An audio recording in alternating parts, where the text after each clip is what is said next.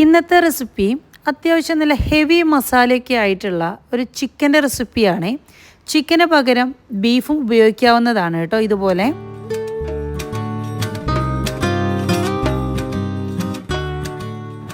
ഇതിൻ്റെ മസാലയ്ക്ക് വേണ്ട സാധനങ്ങൾ ഒന്ന് ഡ്രൈ റോസ്റ്റ് ചെയ്തെടുക്കണേ.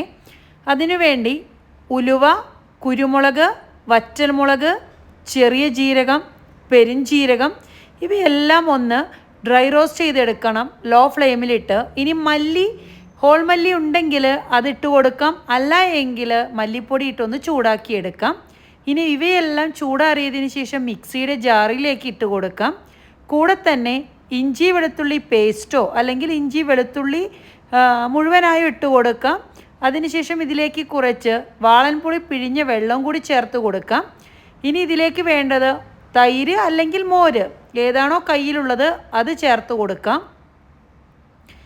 കുറച്ച് മഞ്ഞൾപ്പൊടി കൂടി ചേർത്ത് കൊടുക്കാം. ഇവയെല്ലാം ഒന്ന് അടിച്ചെടുക്കാം. ഉപ്പ് കൂടി ചേർക്കുന്നുണ്ട്. ഇനി അത് ചിക്കൻ പുരട്ടുമ്പോൾ അതിലേക്ക് ചേർത്താലും മതി കേട്ടോ ഉപ്പ്. ഇവയെല്ലാം കൂടി ഒന്ന് നല്ല പോലെ പേസ്റ്റാക്കി എടുക്കണം. ഇനി ചിക്കനിലേക്ക് ഈ മസാലയെല്ലാം നല്ലതുപോലെ ഒന്ന് തേച്ച് പിടിപ്പിക്കണം. വേണമെങ്കിൽ നൈറ്റൊക്കെ തേച്ച് പിടിപ്പിച്ച് പിറ്റേ ദിവസം ഉണ്ടാക്കാവുന്നതാണ്. ഇനി അതല്ല എങ്കിൽ ഇൻസ്റ്റൻ്റായിട്ടും ചെയ്യാവുന്നതാണ് കേട്ടോ. കൂടുതൽ വെച്ച് കഴിഞ്ഞാൽ മസാല കൂടുതലായിട്ട് ഉള്ളിലേക്ക് പിടിക്കുമെന്ന് മാത്രം. ഇനി മറ്റൊരു പാനിലേക്ക് നെയ്യ് ഒഴിക്കാം. ഇതിലേക്ക് നെയ്യാണ് കേട്ടോ ഒഴിക്കുന്നത്. അതുകൊണ്ടാണ് ഞാൻ പറഞ്ഞത് അത്യാവശ്യം ഹെവിയാണെന്ന്. മസാലയും ഹെവിയാണ്, പിന്നെ നെയ്യൊക്കെ ആയതുകൊണ്ട് അത്യാവശ്യം നല്ല ഹെവിയാണ്. നെയ്യിലേക്ക് കറിവേപ്പിലയും സവാളയും പച്ചമുളകും കൂടി ഇട്ട് നല്ലതുപോലെ ഒന്ന് വഴറ്റിയെടുക്കാം.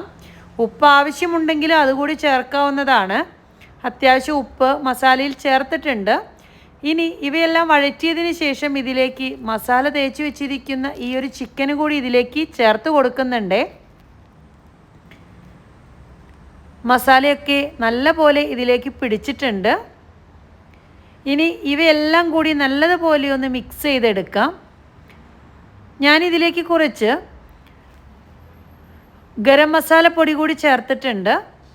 വളരെ കുറഞ്ഞ അളവിലാണ് ഗരം മസാലപ്പൊടി ചേർത്തത്. ഇനി ഗരം മസാലപ്പൊടി ഇല്ല എങ്കിൽ ഡ്രൈ റോസ്റ്റ് ചെയ്യുന്ന സമയത്ത് പട്ടയും ഗ്രാമ്പും ഏലക്ക കൂടി ഒന്ന് ചൂടാക്കി പൊടിച്ചാൽ മതി കേട്ടോ. ഇപ്പോൾ ഇതൊന്ന് അടച്ച് വെച്ച് ലോ ഫ്ലെയിമിലിട്ടൊന്ന് വേവിച്ചെടുക്കാം. നല്ല പോലെ ഇതിൽ നിന്ന് തന്നെ വെള്ളം ഇറങ്ങി വരും. പ്രത്യേകം വെള്ളമൊന്നും ചേർക്കേണ്ടതില്ല കേട്ടോ. ലോ ഫ്ലെയിമിലിടണമെന്ന് മാത്രം. ഇടയ്ക്കിടയ്ക്ക് ഇളക്കി കൊടുക്കാൻ മറക്കരുത്. ഗ്രേവി എത്രമാത്രം വേണോ അതിനനുസരിച്ചിട്ട് വറ്റിച്ചെടുക്കാവുന്നതാണ്. അങ്ങനെ ടേസ്റ്റി ആയിട്ടുള്ള ഈ ചിക്കൻ റെഡി ആയിട്ടുണ്ടേ.